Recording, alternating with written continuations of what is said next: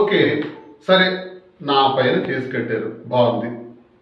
ప్రభుత్వం అధికారంలోకి వచ్చిన వెంటనే మరి జనసేన పార్టీకి చెందిన కార్యకర్తలు నన్ను ఇష్టానుసారం తిట్టారు, విమర్శించారు, బూతులు కూడా మాట్లాడారు.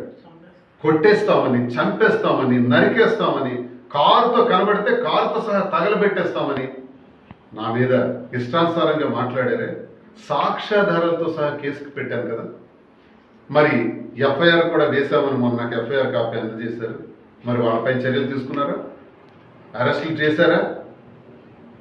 జనసేన పార్టీ కార్యకర్తలు నా మీద తూర్పార పడితే వాళ్ళకి నోటీసులు లేవు, అరెస్టులు లేవు.